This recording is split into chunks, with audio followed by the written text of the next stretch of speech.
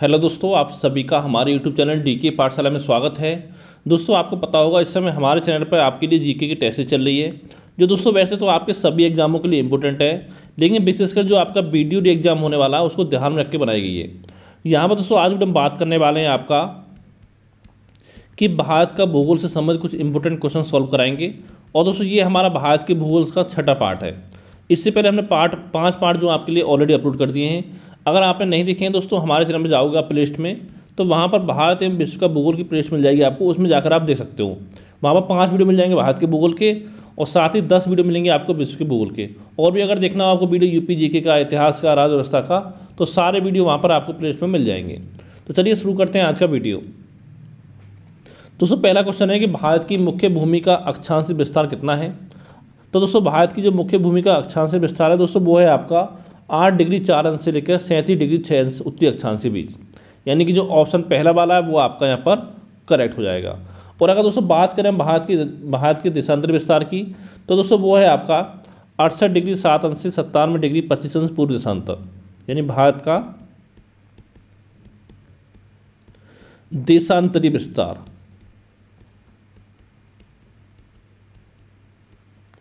अगला क्वेश्चन देखते हैं कि म्यांमार से भारत के कितने राज्य सीमा साझा करते हैं। 3, 4, 5, 6।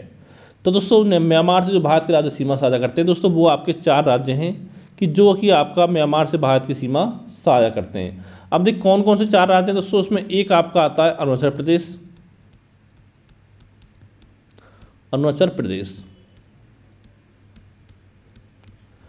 एक दोस्तों आपका आता है नागालैंड। एक आता है आपका मणिपुर, और एक आपका आता है मिजोरम। यानी कि 4 राज्य ऐसे हैं कि जो म्यांमार से सटे हुए हैं, यानी म्यांमार से सीमा बनाते हैं आपकी। ठीक है। अब देखिए एक क्वेश्चन यहाँ पे ये बनता है कि आपका म्यांमार से कौन सा राज्य ऐसा भारत का जो सबसे लंबी सीमा साझा करता है। तो दोस्तों वो है आपका अरुणाचल प्रदेश। ये भी आपको ध्यान रखना है। ठीक है। अगला क्वेश्चन है कि जनगणना 2011 के अनुसार भारत का लिंगानुपात कितना है। 943, 918, 953, 938। तो दोस्तों अगर हम बात करें भारत जनगणना 2011 के अनुसार, तो जो भारत का लिंगानुपात है दोस्तों वो है आपका 943। यानी कि ऑप्शन ए इसमें आपका करेक्ट हो जाएगा। अब देखिए दोस्तों लिंगानुपात होता क्या है कि यानी लिंगानुपात दोस्तों होता है कि आपके 1000 लड़कों पर कितनी लड़कियाँ हैं। ठीक है। जैसे मान लो आपको 943 है आपका भारत का लिंगानुपात, यानी कि 1000 लड़कों पर आपकी 943 आपकी लड़कियाँ। इसका मतलब आपका ये हुआ। और दोस्तों जो आपका लिंगानुपात है इसमें पिछले अगर 10 वर्ष की बात की जाए 2001 से 2011 के बीच में, तो इसमें 10 अंकों की आपकी वृद्धि हुई है। पहले आपका था 933 2001 में। और बात करें दोस्तों शिशु लिंगानुपात की, तो ये भी क्वेश्चन बन सकता है शिशु लिंगानुपात।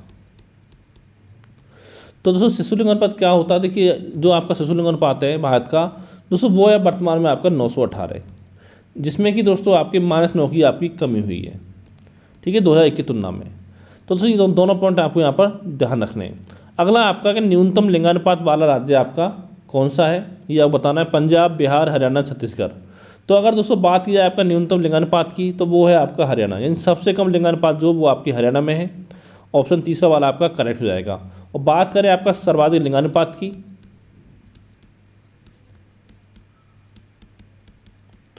तो दोस्तों वो है आपका केरल राज्य।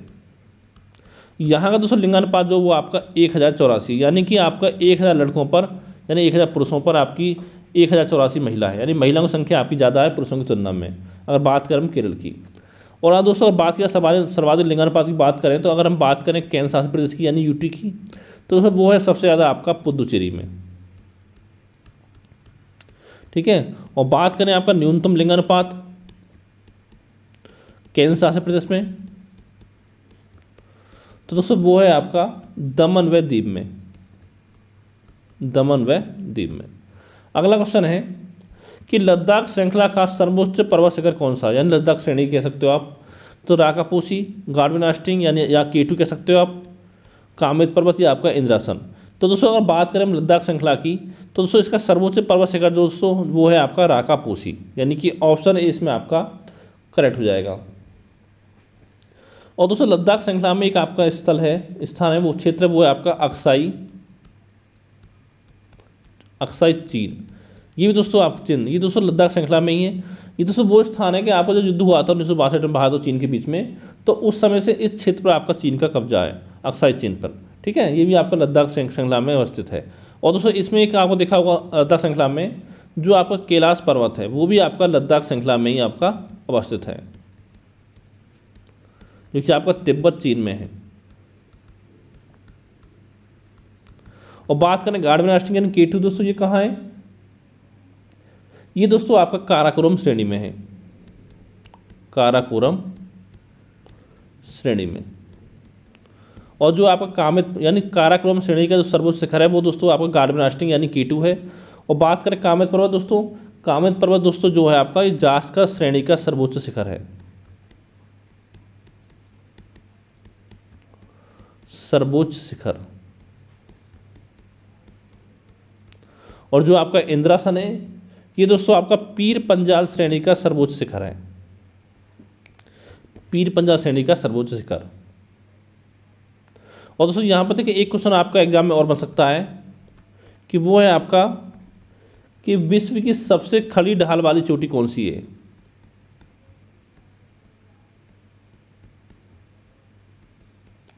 विश्व की सबसे खड़ी ढाल वाली चोटी, तो दोस्तों ये है आपकी राकापोसी।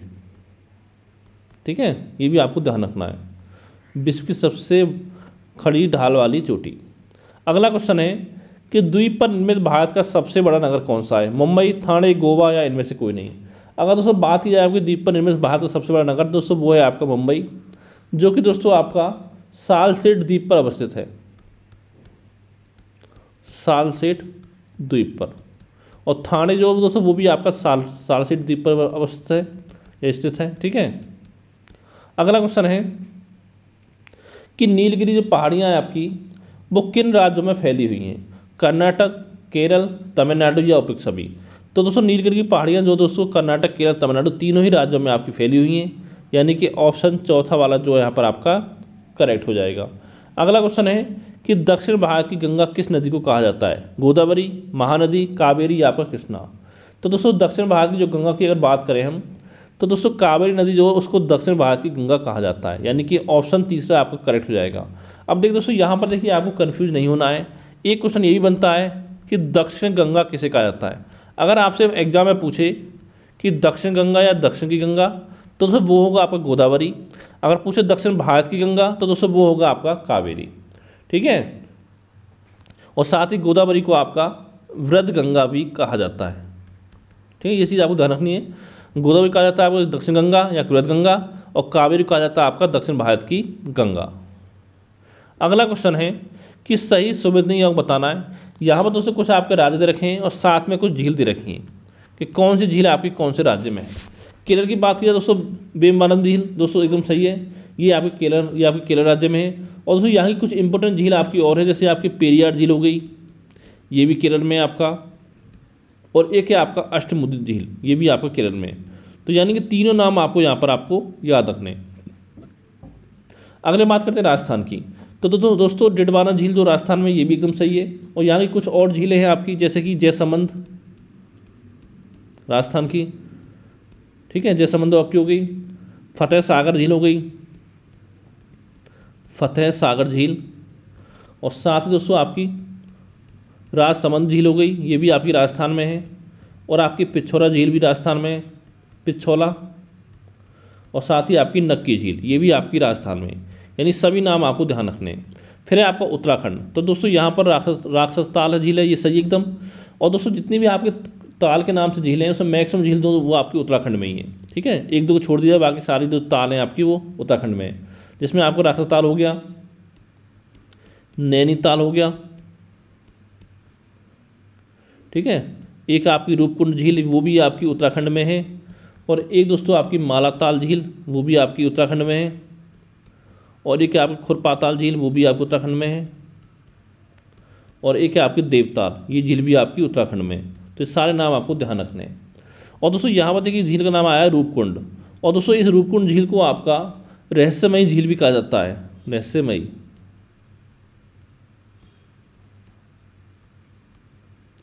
यह आपको मानव कंकाल झील भी इसको कहा जाता है। अब जो ऐसा क्यों कहा जाता है दोस्तों, इस झील के पास बहुत सारे मानव कंकाल पाए जाते हैं, मिल जाते हैं, इसलिए इस झील को आपका मानव कंकाल झील कहा जाता है, रूपकुंड को। अगला है जम्मू कश्मीर लोनार झील। ये दोस्तों गलत है, क्योंकि जो आपकी लोनार झील है ये आपकी जम्मू कश्मीर में नहीं है, ये आपकी महाराष्ट्र में है। तो यानी कि जो आपका चौथा ऑप्शन है वो यहाँ पर आपका करेक्ट हो जाएगा। अगर हम बात करें जम्मू कश्मीर की झीलों की बात की जाए तो दोस्तों जितनी झील में आपको लास्ट में नाग आता है तो वो मैक्सिमम आपकी जम्मू कश्मीर में है। जैसे कि आपका शेषनाग झील हो गया, शेषनाग, अनंतनाग, और आपका हो गया बैरीनाग, नागिन, वो भी आपका जम्मू कश्मीर में है, नागिन झील भी, और एक आपकी डल झील। ठीक है, डल झील होगी, बुलर झील होगी, ये सब आपकी जम्मू कश्मीर में है। अगला दोस्तों क्वेश्चन देखते हैं कि भारत में लवणीय मृदा का सर्वाधिक क्षेत्र किस राज्य में है? गुजरात, उत्तर प्रदेश, राजस्थान या आपका मध्य प्रदेश। तो दोस्तों भारत में लवणीय मृदा की बात की जाए तो सर्वाधिक क्षेत्र जो वो आपका गुजरात में है, यानी कि ऑप्शन ए इसमें आपका करेक्ट हो जाएगा। और दोस्तों एक क्वेश्चन आपके लिए और बन सकता है, वो है आपका कि भारत में सर्वाधिक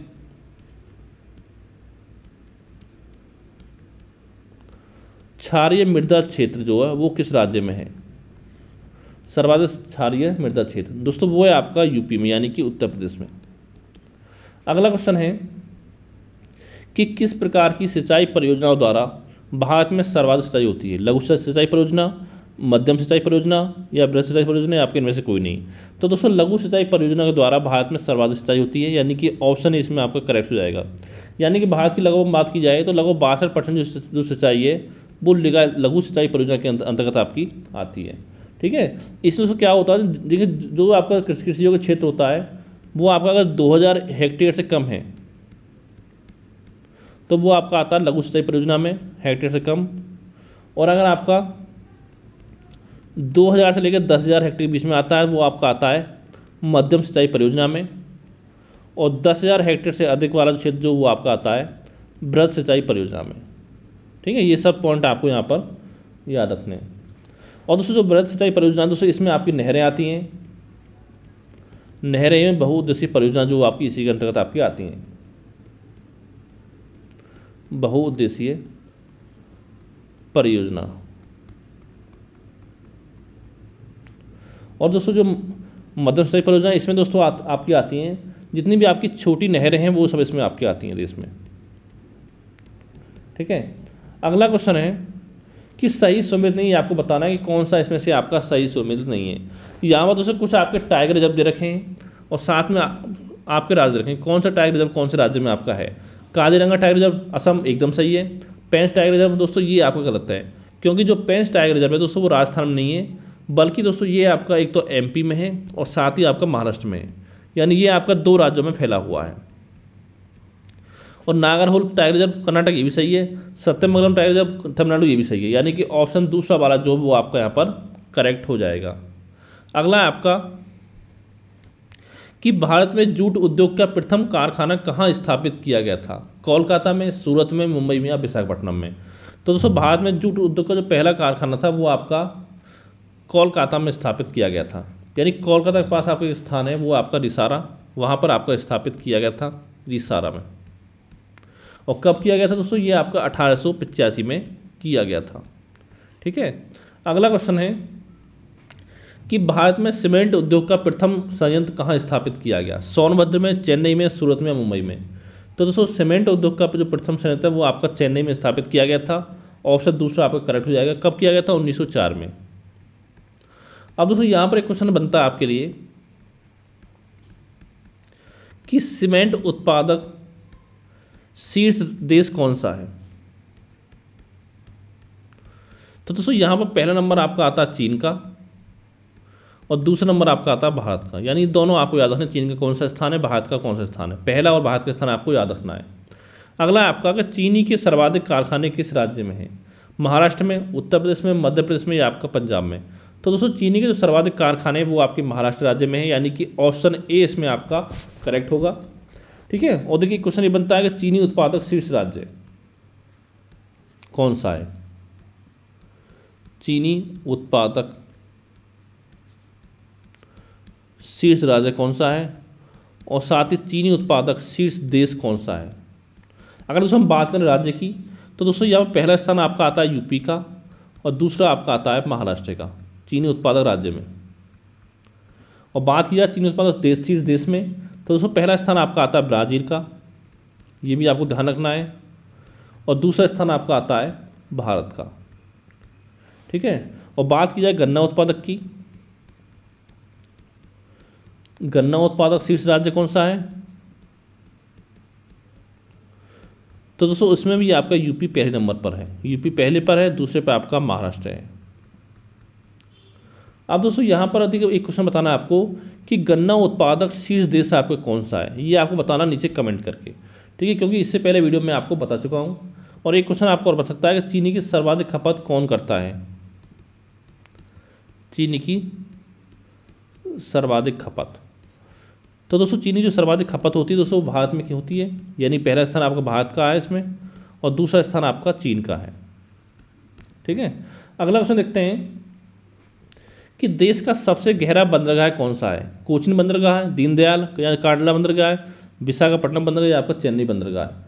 तो दोस्तों जो देश का सबसे गहरा बंदरगाह है दोस्तों वो आपका विशाखापट्टनम है, यानी कि ऑप्शन तीसरा आपका यहाँ पर करेक्ट हो जाएगा। कहाँ है दोस्तों विशाखापट्टनम बंदरगाह, ये आपका आंध्र प्रदेश में है।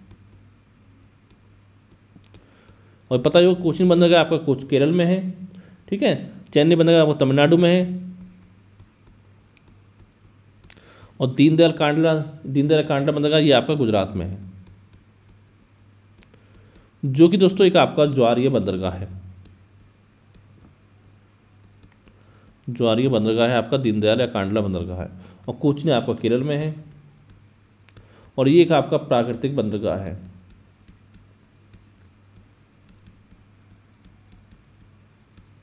ठीक है। और दोस्तों एक क्वेश्चन ये बन सकता है कि कौन सा बंदरगाह आपका लेगुन पर स्थित है। दोस्तों जो कोचीन बंदरगाह है यह है आपका लेगुन पर स्थित है। ठीक है, ये भी आपको ध्यान रखना है।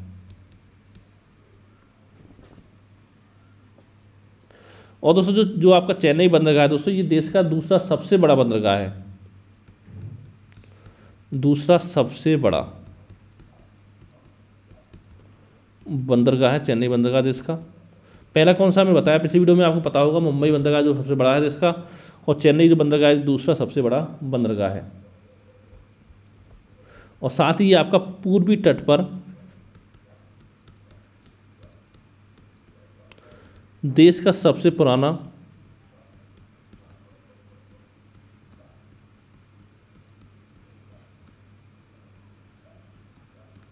कृत्रिम और खुला सागरीय बंदरगाह है।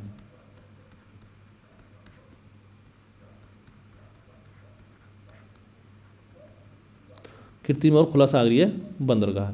अगला क्वेश्चन है कि सही सुमिति बताना है। यहाँ पर दोस्तों कुछ आपके अनुसंधान केंद्र रखें, बताना है कौन से राज्य में कौन सा है। केंद्रीय कपास अनुसंधान केंद्र नागपुर, ये एकदम सही है। भारतीय मसाला अनुसंधान संस्थान कालीकट यानी केरल में, ये भी एकदम सही है आपका। तीसरा राष्ट्रीय डेयरी अनुसंधान केंद्र करनाल, ये भी सही है। लेकिन केंद्रीय चमड़ा अनुसंधान केंद्र जो दोस्तों ये कानपुर में नहीं है, ये है आपका चेन्नई में। तो यानी ऑप्शन चौथा वाला यहाँ पर आपका करेक्ट हो जाएगा।